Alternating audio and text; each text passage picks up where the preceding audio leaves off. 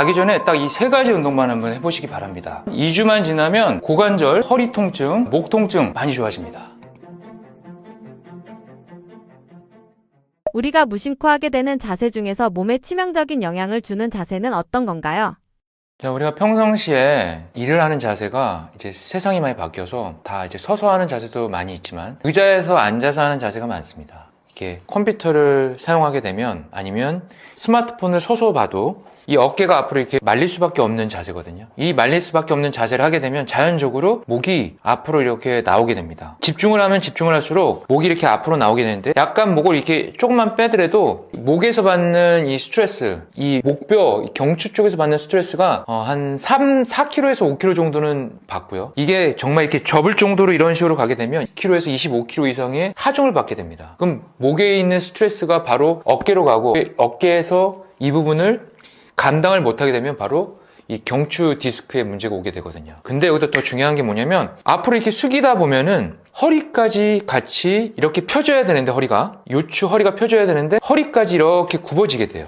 이런 굽어지는 현상들이 일어나는 겁니다. 그래서 사실 바른 자세라고 하는 거는 뭐냐면 사실은 이렇게 쭉 세워서 횡격막을 이렇게 들이마시면서 가만히 있는 자세가 바른 자세긴 하지만 좀 이렇게 굽으신 분들이나 아니면 이런 자세를 하시는 분들은 대체적으로 하셔야 될 첫 번째가 허리가 이렇게 후방 경사되어 있는 거를 다시 전방으로 돌릴 수 있게 골반을 이렇게 후방으로 돌리면서 허리를 아치 만듭니다. 그러니까 쉽게 얘기해서 허리가 이런 식으로 되어 있으면 여기서 고관절을 돌리면서 골반을 이렇게 후방 경사로 위로 올리면서 허리가 이렇게 펴지기만 하면 여기 어깨는 앞으로 이렇게 라운드 숄더식으로 앞으로 가질 않아요. 근데 허리가 이렇게 편하게 뒤로 후방 경사식으로 골반이 전방으로 이렇게 돌아가게 되면 자연적으로 어깨는 말린 형태로 가게 되고 고개는 집중하기 위해서 앞으로 숙이게 됩니다. 그래서 어려우시겠지만 좀 이렇게 허리를 쭉 펴서 할 수 있는 자세로 허리 쪽에다가 쿠션을 대거나 좀 그런 의자들을 좀 앉으셔서 하게 되면은 자연적으로 어깨는 펴지고 고개도 앞으로 나가는 게 더 불편해져요. 근데 그렇게끔 해주시면 도움이 될 것 같습니다. 목, 어깨, 허리 통증이 계속 반복되는 분들이 많습니다. 치료를 받아도 다시 아픈 이유가 뭔가요?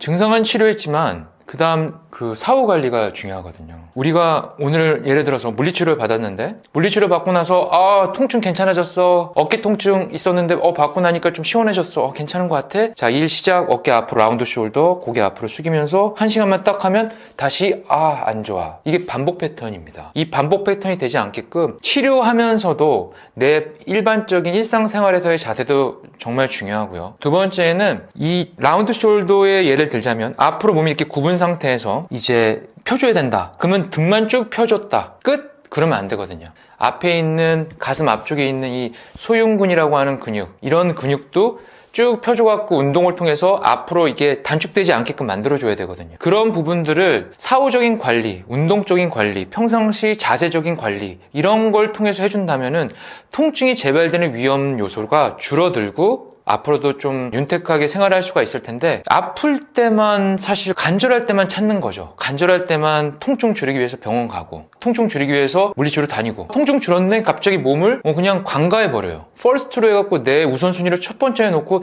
이걸 다 해놓고 다른 걸 해야 되는데 이게 통증이 주니까 또 괜찮아져서 이렇게 가요. 그럼 나중에 또다시 아프면 또 똑같이 병원을 가거나 물리치료를 받으러 가요. 이게 나쁘다는 게 아니고 이 반복되는 패턴을 줄이시길 원하시는 분들은 기본적으로 생활 습관을 조금 변형을 주셔야 된다는 말씀, 그리고 사후 관리적인 기본적인 운동에 있어서 정확한 운동들을 좀 하셔갖고 통증을 줄일 수 있게끔 만들어 주시는 것이 좋습니다. 운동보다 호흡이 먼저다라고 하셨는데요. 호흡 하나로 정말 혈액순환이나 통증이 달라질 수 있나요? 보통 호흡을 하게 되면 우리도 모르게 무의식적으로 코로 호흡을 하면 너무 좋은데 입으로 하는 경우가 많습니다. 입으로 하게 되면은 호흡이 이 뇌까지 다 안 들어갑니다. 그리고 깊게 소화관 밑에까지 호흡을 해가 내려가거나 올라가거나 하질 않아요. 왜냐면 짧을 수밖에 없습니다. 입으로 호흡하는 양은 짧을 수밖에 없고 입으로 호흡하게 되면 목 근육만 많이 사용하게 되는 현상들이 많이 일어나거든요. 근데 코로 호흡을 하게 되면 뇌까지 숨이 들어갈 수 있어요. 깊게 들어갈 수 있고 이런 필터들 한 3개 정도에 있는 이 얼굴 쪽에 있는 필터들을 통해서 뇌까지 올라가니까 뇌에 열이 받아서 가동되는 뇌 열도 식혀주고 머리도 잘 들어가고 두통도 없어지고 그리고 횡격막, 이 횡격막 자체가 코로 숨을 쉬어야지만 이 들어 마실 때 쭉 쭉 이렇게 올라왔다가 폐는 좀 작아지고 횡격막은 올라오고, 내뱉을 때 횡격막이 내려가면서 폐가 쭉 넓혀지면서 쭉 넓혀지고, 이 과정을 통해서 이 소화 기능도 되게 좋아집니다. 왜냐하면 횡격막에 있어서 그 사이에 위가 이렇게 위관이 연결이 되어 있고요. 그 다음에 이제 정맥이나 아니면 이제 동맥 혈관들이 이렇게 연결되어 있고, 심지어는 이런 신경까지도 이렇게 연결되어 있습니다. 근데 코로 숨을 쉬지 않고 입으로만 쉬게 되면은 어깨만 들썩들썩 목으로만 사용을 한다는 건데, 그렇게 되면은 혈액순환이 우선 안 돼요. 혈액순환이 잘 안 돼. 그럼 소화 능력 떨어지는 게 1번. 그 다음에 소화 능력도 떨어지는 거에다가 기본적으로 근육량을 늘리려고 하시는 분들도 소화관, 위, 소장, 대장 이런 것들이 잘 움직여야지만 내 몸에서 흡수가 잘 될 거 아닙니까? 그 혈액순환도 잘 될 거고, 이런 부분들이 급속도로 떨어지거든요. 그래서 이런 코로 호흡하는 이 복식 호흡이 중요하다. 호흡법만 바꿔도 틀리다는 건 뭐냐면, 호흡만 잘해도 근육량이 좋아지고 소화 기능도 좋아지고 두통이나 머리의 회전력도 되게 빨라지고 좋아질 수 있다는 점입니다. 그래서 보통 복식 호흡은 한 6초 정도는 코로 들이마셨다가, 코로 들이마시면 배가 나오거든요. 그 다음에 다시 입으로 코랑 같이 내뱉으면서 배가 들어가고, 들이마셨다가 다시 입으로 후 내뱉고, 6초 이 시스템으로 연습을 하시면서 운동을 할 때나 걷기, 뛰는 거는 조금 무리가 될 수 있고요. 하다 보면 입으로 할 수밖에 없고, 걷기, 그리고 일반적으로 하는 근력 운동들 다 포함될 수 있어요. 근데 이제 중량이 많이 들어가는 운동들은 또 어쩔 수 없이 숨을 참았다가 입으로 내뱉어야 되는 이런 호흡을 해야 되기 때문에, 스티킹 포인트, 숨을 참는 구간에 호흡을 해야 되기 때문에 그 부분은 좀 어려울 수 있지만, 우리가 기본적으로 웜업을 하거나 스트레칭을 하거나 일상생활 속에서는 복식 호흡을 해주는 것이 소화 기능도 좋아지고 뇌도 기능도 좋아지고 머리도 맑아지고 두통도 없어지고, 여러모로 좋습니다. 자기 전에 간단하게 할 수 있는 통증 잡아주는 운동 있을까요?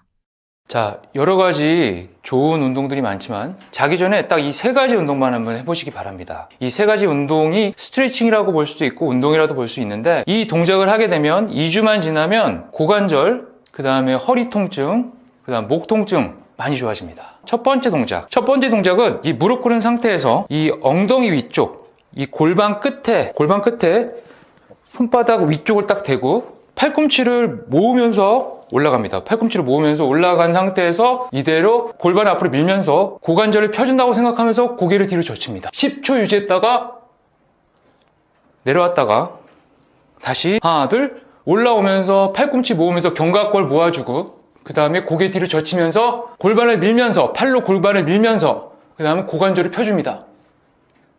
이 동작 첫 번째. 두 번째 동작, 장요근 스트레칭. 발 앞으로 이렇게 앞구비 자세를 취한 상태에서 그대로 두 손을 여기 잡아도 되고요. 편하게 옆에 잡을 때가 있으면 편히 잡으셔도 됩니다. 뭐 의자가 있으면 의자 잡아도 되고요. 균형 잡을 수 있는 분들은 이렇게 잡고 그대로 몸을 앞으로 밀어줍니다. 몸을 앞으로 밀어서 이쪽 고관절과 이쪽에 있는 장요근이 유연하게끔 쭉 늘려줍니다. 자, 이것도 마찬가지로 10초 정도 하고 다시 원상태로 왔다가 다시 10초 정도 합니다. 자, 이게 바로 장요근 고관절 스트레칭. 그 다음 맨 마지막 코브라 포즈. 엎드려서 자, 두 손 앞에 놔두고 이 상태에서 하나 둘 스핑크스 포즈 하나, 코브라 포즈 하나. 자, 스핑크스 포즈를 하게 되면은 이거는 모든 분들이 하실 수 있을 거예요. 고개를 들어야 됩니다. 정면을 바라보고. 이거는 모든 분들이 할 수 있는 상태고, 여기서 더 유연성이 있고 통증이 좀 없다 이런 분들은 펴서 고개 들고 코브라 포즈. 허리에 있는 요추와 목에 있는 경추까지 쭉 스트레칭 해주고 복근 이완시켜줍니다. 자, 이것도 마찬가지로 10초씩 3회. 이 동작들 여러분들 보시면 알겠지만, 말려있는 등, 굽혀있는 허리, 다 허리 통증, 목 통증, 어깨 통증이 있으신 분들은 꼭 해주시면 도움이 돼요. 하루에 아침, 점심, 저녁 해주면 너무 좋고, 한 번 할 때 한 동작에 10초, 10초, 10초 3번, 10초, 10초, 10초 3번. 그래서 세 동작을 3세트로 10초씩 하시면 됩니다. 어깨 건강을 갉아먹는 최악의 수면 자세가 있다고 하는데 무엇인가요? 어깨 아프신 분들 너무 많죠. 또 나이 50대면 50견, 요즘에는 30견, 40견 그런 얘기 나오는데요. 제가 볼 때는 옆으로 누워서 자는 자세가 가장 안 좋지 않을까 이제 그렇게 생각합니다. 한번 뭐 옆으로 누워 보시면 아시겠지만 아픈 어깨 쪽으로 누워서 자면 통증이 더 심해지죠. 이제 어깨가 눌러서도 아프지만 이런 경우에는 흉추 4번, 5번, 6번, 7번 쪽에 변형이 오는 자세입니다. 그런 흉추 쪽 등이 굽고 등이 굽어서 오는 경우가 많이 있기 때문에 옆으로 누워서 자면은 그런 흉추의 변형이 틀어지고 또 굽게 되고 이제 그렇게 오는 경우가 많으니까 올바른 베개를 쓰는 것이 굉장히 중요합니다. 또 한 가지 높은 베개 한번 볼까요? 높은 베개. 높은 베개 자체가 어떻게 보면 거북목을 또 유발을 합니다. 거북목을 유발하면은 또 흉추를 또 붓게 하죠. 이제 그런 경우에는 어떻게 보면은 흉추 4번에서 7번 그 사이에 신경 그 분포가 어떻게 보면 어깨 쪽으로 가거든요. 그 어깨 쪽으로 가는 신경의 분포를 막는 거죠. 너무 푹신한 베개도 마찬가지예요. 너무 푹신한 베개도 목의 C자 커브를 무너뜨리고 또 흉추를 또 기능을 그 흉추의 구조를 안 좋게 함으로 어깨 건강에는 마이너스가 되겠습니다. 그런데 이제 이게 참 재밌는 게 보면은 어깨 통증은 흉추 4번에서 7번의 변형으로 발생을 하는데 어깨만 아픈 분들보다는 손까지 저리는 분들 많이 있잖아요. 어떻게 보면은 여기 그 주관절이라고 그러죠. 뭐 테니스 엘보 그런 쪽에도 문제가 오고 또 정중신경이라고 그래요. 여기가 저린 분들도 있습니다. 그런 경우도 흉추 4번에서 7번을 잘 교정하면은 상당히 호전이 됩니다. 처음엔 팔 올릴 때만 아프다가 나중엔 각도 제한이 생기고 밤에도 아프다고 하시는 분들이 많은데 어깨 통증은 보통 어떤 단계로 진행되나요?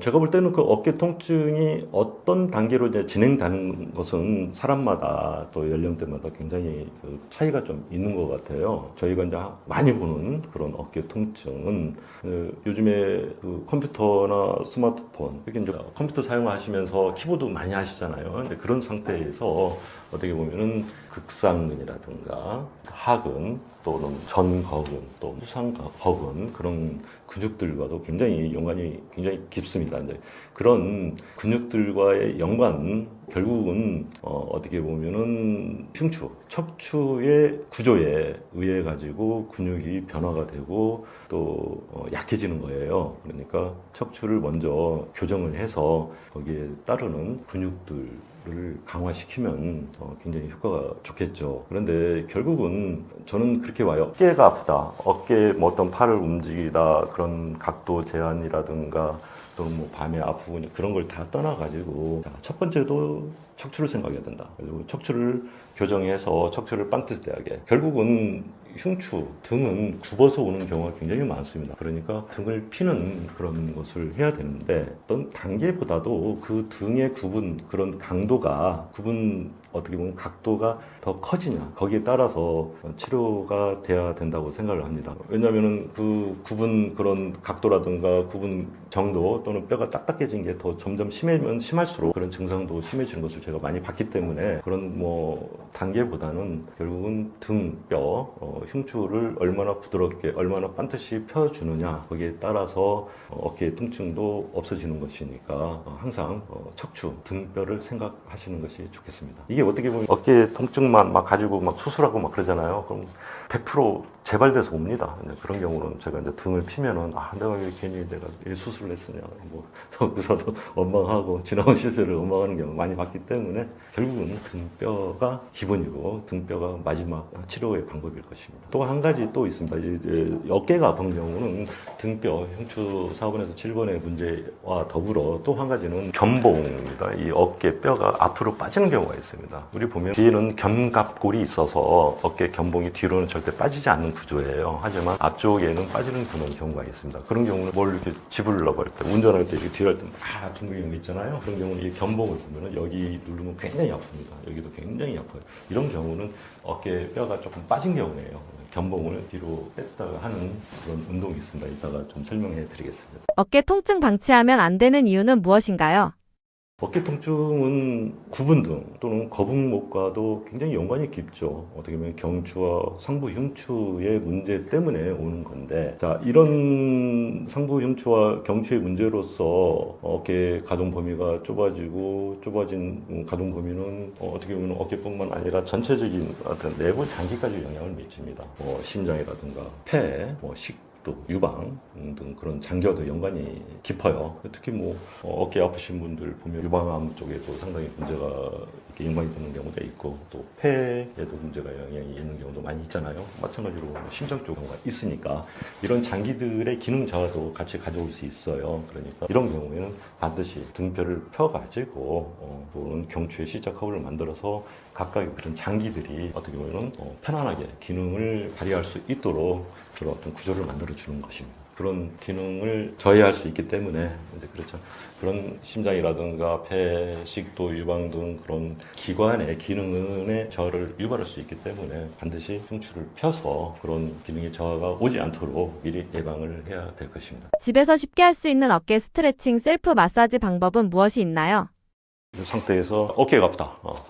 아까 4번에서 7번이라고 했잖아요. 7번이 여성분들 브레이저 끈에 있는 데니까 약간 위잖아요. 여기 이렇게 해서 되세요. 어깨 아프신 분들 이 상태에서 최대한 가동 범위를 넓혀서 운동하라고 말씀드렸죠. 최대한 이렇게 이런 식으로.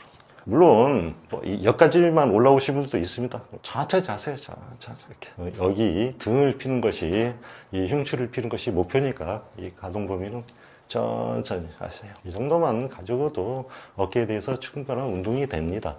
너무 무리한 운동할 필요는 없어요. 물론 제가 말씀드린 것은 건강한 젊은 사람들을 상대로 하지 않는, 특히 아프고 힘이 없고 근력이 약해지신 분들을 위해서 제가 운동 방법을 알려드리는 것이니 그런 분들은 이런 식으로 조금씩 따라서 한번 해보세요. 자, 물론 이제 회전근개 바이레라든가 극상근 증후군 또는 뭐 어깨 충돌 증후군 해서 올리지 못하시는 분들 많이 있습니다. 그런 분들을 구태여 여기까지 안 오셔도 됩니다. 여기가 풀어지는 것을 기본으로 또 여기 중점적으로 하시되 이 운동은 너무 심하게 안 하셔도 됩니다. 이 정도만 해도 조금씩 푼다는 느낌, 어깨를 푼다는 느낌도 있지만 여기 등, 흉추를 푼다는 느낌으로 하세요. 또 한 가지, 자, 이건 베개입니다. 베개 수많이 써봤습니다. 제가 쓴 베개가 한 20-30가지가 넘을 거예요. 뭐 옷장 찾아보면 반절의 베개예요. 이제 그랬었는데 이 베개를 쓰면서 상당히 건강이 좋아지고 저도 어깨가 굉장히 아팠어요.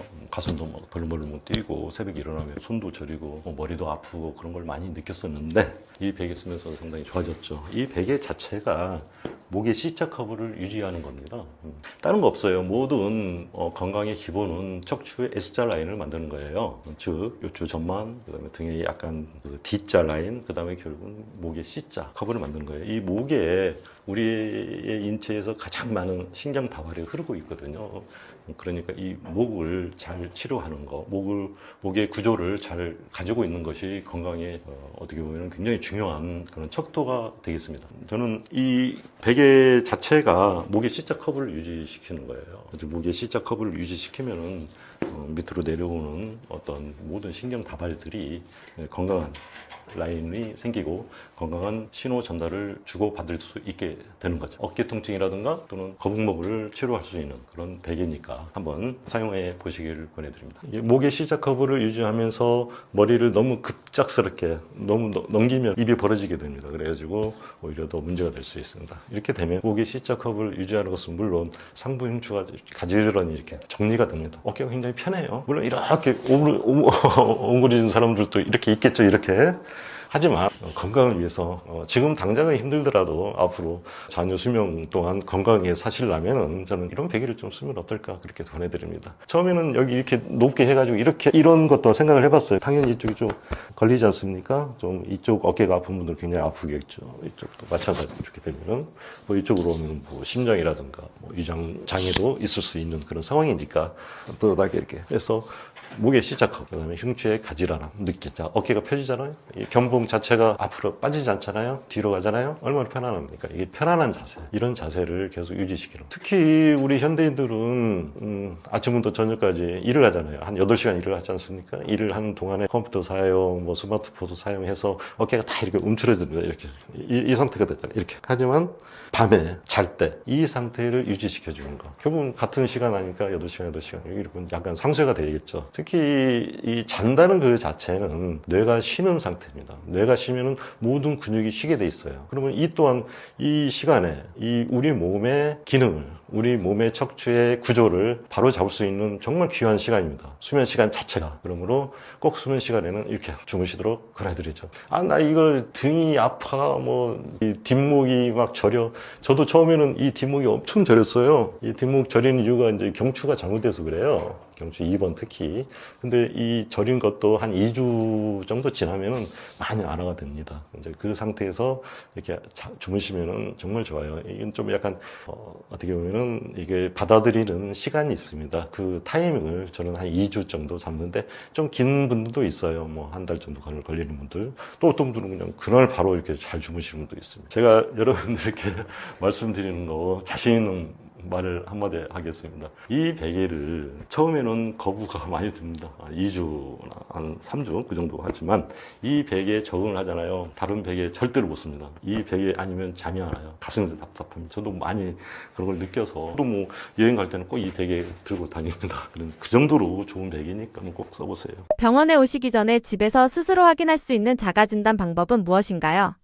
글쎄 뭐 자가 진단이라고 하면은 굉장히 좀 어떻게 보면 위험할 수도 있잖아요. 여러 가지 조건에 의해 가지고 뭐 여러 가지 질병이 같이 병반할 수도 있기 때문에 되도록이면 병원에서 정확한 진단을 받으시는 것을 권해드리고요. 단지 이 통증의 강도, 특히 뭐 낮에는 좀 괜찮은데 야간에 너무 심하다 또는 뭐 운동 시에 너무 힘들다.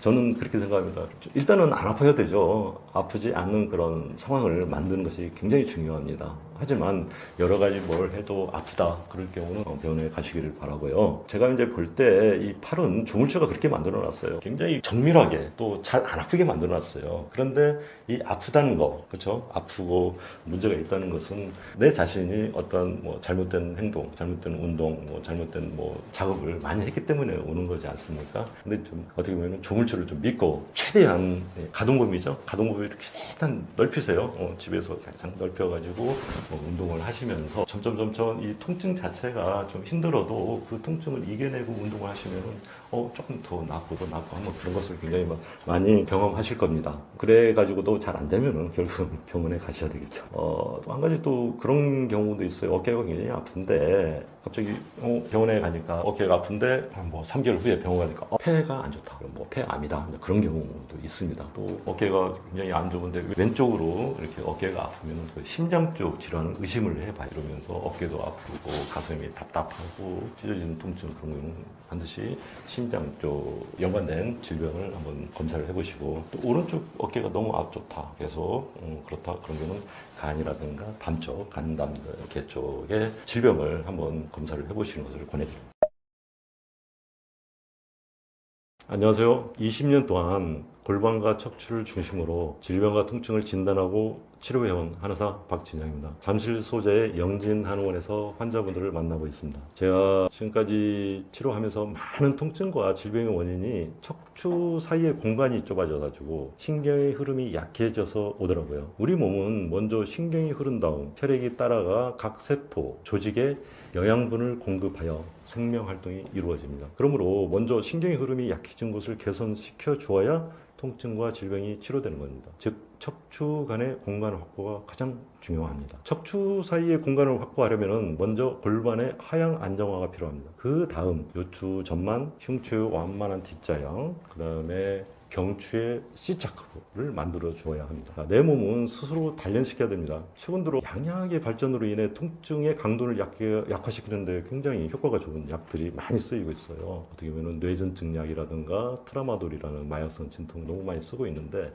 그런 약들은 뇌를 가리는 약으로 의존이 되고 중독이 되고 또 어그멘테이션 증강으로 갈 수밖에 없어요. 근데 그 마지막은 상당히 안 좋은 결과를 낳을 수밖에 없습니다. 정신적인 문제도 마찬가지입니다. 실제로 특히 젊은 분들의 정신적인 문제, 즉 우울증이나 공황장애, 불면증 정도 골반과 척추를 교정하면 상당한 효과를 보입니다. 그러므로 먼저 내 자신의 몸을 알고 공부하고 또 스스로 단련시켜야 합니다. 오늘 내 스스로 골반과 척추를 단련시켜 건강한 몸과 정신을 가지시기를 바라겠습니다. 제가 부끄럽지만 책을 두 권을 썼었어요. 하나는 이제 뼈는 거짓말하지 않는다. 왜 제목을 거짓말하지 않는다 했잖아요. 이게 참 재밌는 게 이 환자분들 오잖아요. 막 거짓말 많이 합니다. 아픈데 나았는데 막 더 아프다고 하고요. 안 나았는데 낫다고 말씀은 안 하시지만 아니, 나았는데도 더 아프다고 그렇게 말씀 많이 하십니다. 근데 참 재밌는 게요. 저는 이 뼈는 거짓말하지 않더라고요. 척추의 구조를 보면은 아 이분이 언제부터 아팠으며 어떻게 아프며 앞으로 어떻게 되겠다라는 것까지도 좀 보일 때가 있어요. 치료하면 당연히 척추 구조가 틀려지지 않습니까? 그럼 척추 구조가 올바르면 그분은 나은 거예요. 특히 아야 할머니들 제발 좀 그러지 마세요. 왜 더 아프다고 해요? 그런 말씀 하지 말라고 제가 뼈는 거짓말하지 않는다라고 제가 이제 정했고요. 근데 제가 이 책을 쓴 이유가 제가 어느 날 갑자기 20년도 넘었습니다. 갑자기 위장병이 크게 생기고 머리도 아프고 제가 아픈 마음을 제가 압니다. 뭐 어떻게 아픈지 뭐 예를 들어가지고 그렇게 아프면은 정말 어디 뭐 신내림이라도 당해야 되나? 뭐 그런 식으로 많이 몸이 아프더라고요. 왜 아픈가 가만히 생각을 해보니까 지금까지 또 지금도 좀 생각합니다. 그런데 결국은 척추의 문제더라고요. 새롭게 이제 아파트로 이사를 갔는데 너무 높은 베개, 너무 푹신한 침대 거기 자다 보니까 척추가 완전히 망가진 거예요. 구조 자체가. 그래도 뭐 머리도 아프죠. 뭐 유장병도 생기죠. 뭐 그 유장병이라는 게 참 무섭더라고요. 날만 하면은 또 뭐 좀 먹으면은 또 바로 또 뒤집어지는 거예요. 그래가지고 뭐 이 내시경을 해보니까 뭐 이 배양 플러스 12장 뭐 궤양 뭐 그런 것들도 뭐 있고 또 뭐 허리는 또 왜 이렇게 아픈지 뭐 등은 또 왜 이렇게 아픈지 좀 형연할 수 없는 통증이 많이 시달렸습니다. 네, 하지만 이 공부를 하면서 이 척추의 구조를 바로 잡고 치료하다 보니까 아주 건강하게 맛있는 것도 많이 먹고 지금 20년이 지난 지금도 뭐 위장병 한 번도 없이 정말 맛있게 먹고 사는 거 보면은 결국은 척추가 아니었나 그런 생각을 들게 되죠. 그 다음부터는 제가 아픈데 뭘 안 해봤겠습니까? 뭐 심지어 양약, 독한 약, 뭐 시메티드부터 시작해서 더 독한 약 굉장히 많이 먹어봤습니다. 근데 양약이 참 효과는 너무 빨라요. 좋고 먹으면 바로 안 아픕니다. 하지만 그 전에 또 한약을 또 안 먹겠습니다. 한약도 많이 먹어봤습니다. 하지만 치료가 안 되는 거예요. 이 구조를 바꾸니까 그때 치료가 된다. 그래서 제가 그때부터 환자분들을 척추를 가지고 진단하고 또 척추의 구조가 바뀌면서 환자분들의 병 증세가 바뀌는 것을 제가 그때부터 관찰하고 또 치료하기 시작한 거죠. 지금은 엄청나게 또 많은 분들이 또 척추에 관심을 가지고 또 치료하다 보니까 또 전반적으로 척추를 보는 그런 진단과 치료 방법이 많이 발전이 됐죠. 하지만 이 골반을 내려야만 이 척추가 반드시 쓴다. 그것을 제가 계속 말씀을 드리는 거예요. 일반 의사분들이나 한의사분들, 뭐 물리치료사분들은 골반을 내려야 된다는 그런 데 대해 이해를 잘 못하시고 잘 모르시는 것 같아요. 하지만 결국은 환자분들을 위해서 환자분들 치료하려면 결국은 골반을 내려야만 치료가 된다는 것을 제가 계속 말씀드리고 싶고 또 한 가지는 이 요즘에는 정말 양약이 너무 발전돼 있어요. 뭐 이건 뭐 양방의 기술이 발전됐다. 그렇죠. 제약회사의 기술이 너무 발전됐죠. 심지어는 뭐 ADHD 약, 뭐 콘스터 같은 경우는 뭐 너무 많이 찾다 보니까 공부 잘하는 약으로 완전히 뭐 매진이 돼가지고 그런 표현도 많이 쓰고. 근데 참 재미있다기보다는 좀 슬픈 일이죠. 저한테 이제 오는 환자분들 보면은 안 낫는 환자들이 있습니다. 첫 번째는 수술을 한 분들이죠. 특히 협착증이라고 해가지고 척추 유압술이라고 그래요. 이제 몸 안에 철사 심을 박는 거죠. 뭐 2개, 뭐 3개, 4개. 근데 이 문제가 뭐냐면은 효과가 없는 사람들 너무 많고요. 또는 효과 있더라도 2년에서 5년 사이에 인접 분절 퇴행이라고 해가지고 그 한 부위 있잖아요. 그 아래하고 위에가 볼록하게 튀어오릅니다. 퇴행이 되는 거죠. 그 쇠는 엄청난 그런 강도를 가지고 있잖아요. 근데 우리 몸은 어떻게 됩니까? 척추 자체가 7년에서 8년 정도 있으면 100% 치환이 되잖아요. 다시 또 만들어집니다. 우리 몸은 굉장히 약해요. 뭐 예를 들어가지고 뭐 복숭아라든가 사과 같은 걸 이렇게 살짝 찌면 안쪽까지 이렇게 파고 들어가잖아요.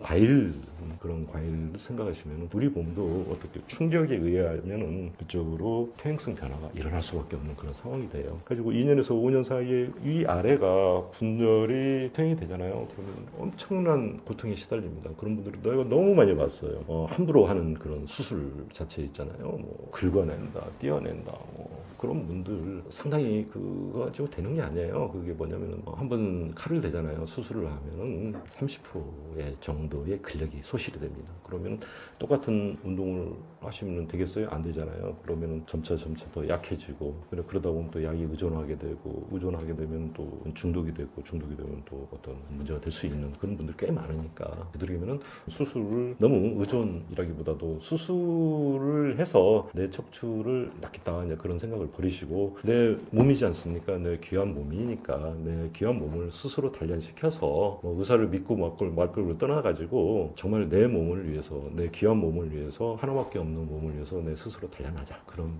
뜻으로 제가 환자분들한테 제가 자꾸 말씀을 드리는 겁니다. 그러니까 뭐 이런 얘기는 저도 뭐 유튜브 뭐 착한 척추라고 해가지고 제가 몇 년 됐지만 가입자 수가 별로 많지 않습니다. 뭐 구독 같은 거 좀 많이 해주시면은 제가 이제 거기에 대해서 척추에 대해서 여러 가지 말을 좀 해놨으니까 이제 그거 한번 보시고 이 세상에 뭐 정답이 없잖아요.